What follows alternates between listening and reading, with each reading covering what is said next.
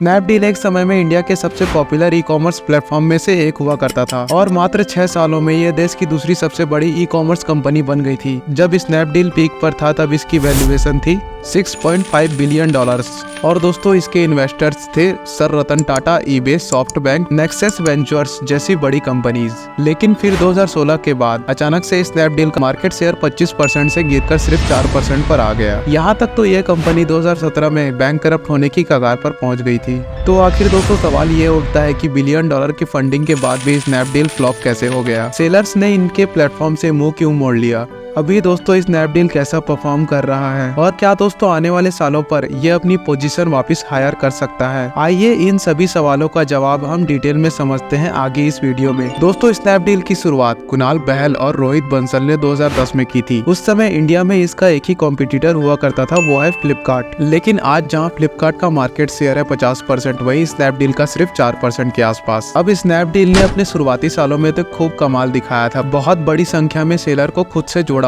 बड़े बड़े customer base बनाए और दोस्तों बड़े बड़े इन्वेस्टर्स को भी अट्रैक्ट किया था अपने तरफ और दोस्तों खूब सारे फंडिंग बटोरे।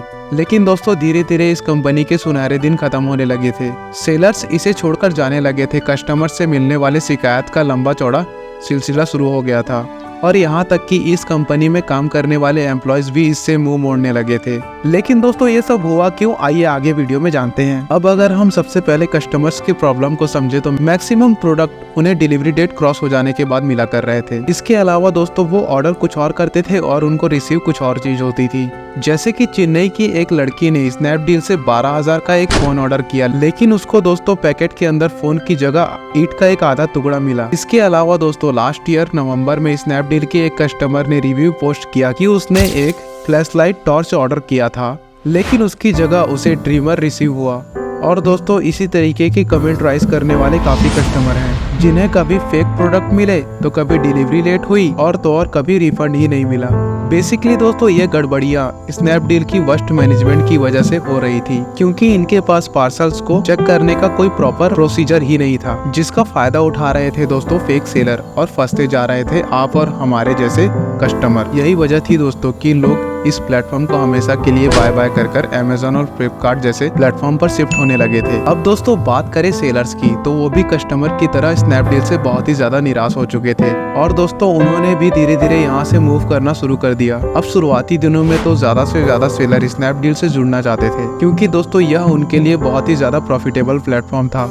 हर दिन बहुत सारे ऑर्डर मिला करते थे और दोस्तों अच्छी सेल्स भी हुआ करती थी और कंपनी की पॉलिसीज भी अच्छी थी और दोस्तों मैनेजमेंट भी स्मूथली काम कर रहा था। इसके अलावा दोस्तों जो सेलर्स को सबसे अच्छी बात लगती थी वह यह थी कि बाकी कंपनीज जहां 21 दिन के पैसे दे रही थी, वही स्नैपडील दोस्तों उन्हें सिर्फ 7 दिन के अंदर ही पेमेंट कर देती थी। लेकिन दोस्तों थोड़े टाइम बाद चीजें बदलने लगी थी। सेलर्स के लिए इस प्लेटफॉर्म पर जुड़े रहना एक सरदर्द बन चुका था, क्योंकि स्नैपडील बार बार बेकार की पॉलिसीज लेकर आता जा रहा था। छोटी सी छोटी एरर के चलते ट्रस्टेबल सेलर्स का अकाउंट ब्लॉक कर देता था और दोस्तों जब वह इसे अनब्लॉक कराने जाते थे तो कंपनी के मेंबर्स को ही पता नहीं होता था कि इस पर डिसीजन कौन लेगा। इसके अलावा दोस्तों कंपनी ने एक अजीब सी पॉलिसी बनाई कि सारे सेलर्स को अपने वेयर हाउस को बंद करके स्नैपडील के वेयर हाउस में सामान लाना होगा। अब सेलर्स के पास खुद के बड़े बड़े वेयर हाउस थे, जहाँ पर वो अपने सहूलियत के हिसाब से प्रोडक्ट रखते थे और उसे डिलीवरी के लिए भेजते थे। अब जब दोस्तों इनमें से कुछ बड़े सेलर्स ने अपना प्रोडक्ट शिफ्ट करने से इनकार कर दिया तो कंपनी एक और पॉलिसी लेकर आई, जिससे कि दोस्तों सेलर्स अपने वेयर हाउस से डेली सिर्फ 5 प्रोडक्ट ही बेच सकते हैं। अब जहां दोस्तों वह डेली के हजारों ऑर्डर लेते थे, वह सिर्फ घटकर 5 हो चुके हैं, जो कि दोस्तों उनके लिए ना के बराबर सेल थी। ऐसे में दोस्तों मजबूर होकर सभी सेलर्स को अपने प्रोडक्ट स्नैपडील के पास भेजने पड़े। लेकिन दोस्तों स्नैपडील के पास तो इतनी सारी जगह ही नहीं थी कि वो इतने सारे प्रोडक्ट को अपने पास रख सके, जिसके बाद दोस्तों पॉलिसीज में फिर से स्नैपडील ने चेंज लाया और दोस्तों सेलर्स से ये कहा कि वे अपने वेयर हाउस में सामान रखने के लिए कुछ रेंट पे करें या फिर अपने सामान को वापस लेकर जाएं। और अब सबसे हैरानी वाली बात तो यह थी कि जब सेलर अपने प्रोडक्ट को वापस लेने गए तब उन्हें पता चला कि इनमें से बहुत सारे सामान तो चोरी हो गए हैं और इस चोरी में मैनेजर का भी हाथ शामिल है। अब जब सेलर्स ने इसकी शिकायत कंपनी के सीईओ से की तो फिर उन्होंने दोस्तों इस पर कोई भी रिस्पांस नहीं दिया। ऐसे में इस मामले में ना ही कोई कार्यवाही हुई और ना ही सेलर्स की लॉस की भरपाई हुई। इन सभी वजहों से दोस्तों बहुत सारे सेलर्स स्नैपडील को छोड़कर फ्लिपकार्ट और अमेजोन पर शिफ्ट होने लगे। स्नैपडील के एक पुराने सेलर का कहना है कि वो 1 साल तक इस प्लेटफॉर्म पर इलेक्ट्रॉनिक सामान बेच रहे थे, लेकिन उसे छोड़कर जब वे अमेजोन पर शिफ्ट हुए तब उन्हें सिर्फ 3 महीने में ही समझ आ गया था कि आखिर स्नैपडील के फेल होने का कारण क्या है। फॉर एग्जाम्पल, अगर सेलर ने अमेजोन पर 1000 के प्रोडक्ट बेचे हैं तो फिर उन्हें 60 रुपए सेलिंग कॉस्ट देना पड़ता है, लेकिन दोस्तों सेम प्रोसेस के लिए स्नैपडील चार्ज करता है 160 रुपए। वही दोस्तों 10,000 के प्रोडक्ट पर अमेजोन का सेलिंग कॉस्ट था 400 रुपए और दोस्तों स्नैपडील पर 1200 रुपए। याद है कि दोस्तों सीधे सीधे शब्दों में अगर कहूँ तो स्नैपडील अमेजोन के मुकाबले 3 गुना ज्यादा फीस लेता था। तो अब जाहिर सी बात है दोस्तों कि कोई भी सेलर स्नैपडील को क्यों ही प्रेफर करेगा। इसके अलावा जब से सेलर्स ने स्नैपडील पर सामान बेचना शुरू किया था तो वो अपने बिजनेस पर फोकस करने की जगह टेक्निकल या फिर ऑर्डर प्रोसेसिंग इशू को ही सॉल्व करते रह जाते थे। स्नैपडील के पास ऐसा कोई भी तरीका नहीं था जिसके चलते सेलर डायरेक्टली कस्टमर से कांटेक्ट करके अपनी प्रॉब्लम को सॉल्व कर सके। कोई भी क्वेरीज के लिए कस्टमर केयर को कांटेक्ट करते थे, जिसके अगले दिन दोस्तों कस्टमर केयर वाले सेलर से पूछकर इसका रिप्लाई कस्टमर को देते थे, जो ना सिर्फ दोस्तों ग्राहकों के लिए फ्रस्ट्रेशन को बढ़ाता था बल्कि स्नैपडील के ऑपरेशनल कॉस्ट को भी इंक्रीज करता था। स्नैपडील का सेलर सपोर्ट सिस्टम भी बहुत ज्यादा खराब था, क्योंकि सेम क्वेरीज पर अलग अलग एग्जीक्यूटिव से बिल्कुल अलग डिफरेंट रिस्पॉन्स मिलता था और जो कि दोस्तों अकाउंट मैनेजर थे उनका सिर्फ लोन और एडवर्टाइजमेंट बेचने में ही इंटरेस्ट रहता था। स्नैपडील के फेल होने का एक और रीजन ये भी था दोस्तों कि कंपनी इनोवेटिव होने और नए प्रोडक्ट को इंट्रोड्यूस करने में फेल हो चुकी थी। यह प्लेटफॉर्म अमेजोन और फ्लिपकार्ट जैसे बिगर प्लेयर्स को हर प्रोडक्ट कैटेगरी में कम्पीट करने की कोशिश कर रहा था, लेकिन खुद को दोस्तों किसी एक कैटेगरी पर डिफरेंशिएट नहीं कर पाया। एक तरफ देखे तो फ्लिपकार्ट सिर्फ फैशन और इलेक्ट्रॉनिक पर फोकस करता है, तो वही अमेजोन प्राइम और पेंट्री पर। लेकिन स्नैपडील के पास ऐसी कोई भी यूनिक आइडेंटिटी नहीं थी।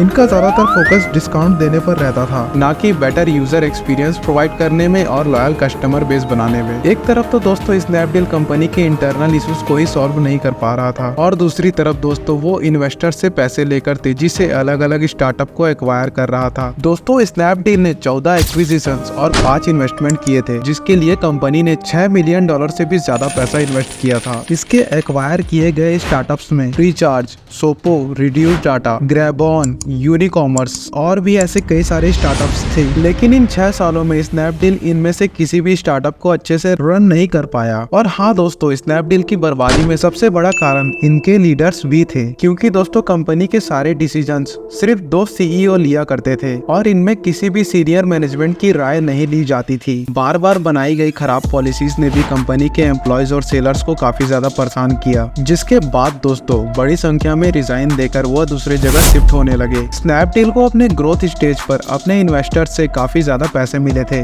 लेकिन उसे बेकार के एक्विजिशंस, वेयर हाउस बनाने में और IIT से एम्प्लॉयज को हायर करने में ही खर्च कर दिया गया था। इस तरीके के खर्च और प्रॉफिट ना कमाने के बाद कंपनी करोड़ों के कर्ज में डूब गई, लेकिन इसके बाद भी CEOs ने स्पेंडिंग कम करने की कोशिश भी नहीं की और दोनों दोस्तों 45 करोड़ की सैलरी लेते रहे। इसके बाद स्नैपडील ने रीब्रांडिंग और दिवाली सेल पर भी 2000 करोड़ रुपए खर्च कर दिए। लेकिन दोस्तों सबसे बड़ा शॉक स्नैपडील को तब लगा जब सॉफ्टबैंक के फंड मैनेजर निकेश अरोड़ा ने कंपनी से रिजाइन दे दिया। अब क्योंकि दोस्तों सॉफ्टबैंक इनका सबसे बड़ा इन्वेस्टर था, इसलिए इनकी फंडिंग रुक गई और हालात कुछ ऐसे हो गए कि 1 महीने के अंतर्गत कंपनी अपने ऑपरेशन कॉस्ट को अफोर्ड नहीं कर पा रही थी। इसके बाद दोस्तों CEOs ने सोचा कि कंपनी को 50% के लॉस के साथ फ्लिपकार्ट या फिर पेटीएम को बेच देंगे, मगर इस पर इन्वेस्टर्स ने जमकर विरोध किया और दोस्तों स्नैपडील को अपना इरादा बदलना पड़ गया। स्नैपडील आज के टाइम में 1 रुपए कमाने के लिए पूरे 2 रुपए खर्च कर रहा है और दोस्तों इसके लॉसेस भी 4 गुना ज्यादा बढ़ गए हैं। फाइनेंशियल ईयर 2021 में जहां इनके लॉसेस 125.4 करोड़ रुपए हुआ करते थे, 2022 में यह बढ़कर 540 करोड़ रुपए हो गए। तो दोस्तों लास्ट में सवाल यह रह जाता है कि क्या यह कंपनी फ्यूचर में कभी प्रॉफिट कमा पाएगी? तो इसका जवाब है हाँ, बिल्कुल क्यों नहीं कमाएगी। कंपनी को अपनी पुरानी गलतियों से सीखकर नई और बेहतर स्ट्रेटेजी बनाने की जरूरत है और स्नैपडील को सबसे पहले कस्टमर एक्सपीरियंस पर फोकस करना होगा, ऑपरेशनल एफिशिएंसीज को इम्प्रूव करके कॉस्ट को रिड्यूस करना होगा, साथ ही दोस्तों अपनी सप्लाई चेन और लॉजिस्टिक को भी ऑप्टिमाइज करना होगा और अंत में दोस्तों प्लेटफॉर्म को थोड़ा यूजर फ्रेंडली बनाना होगा। और दोस्तों इसी तरीके की और भी कई सारे छोटे मोटे बदलाव करके क्या पता आगे चलकर स्नैपडील वापस से प्रॉफिटेबल बन जाए। वैसे आपको दोस्तों क्या लगता है? आप अपना ओपिनियन कमेंट में जरूर बताइएगा। धन्यवाद।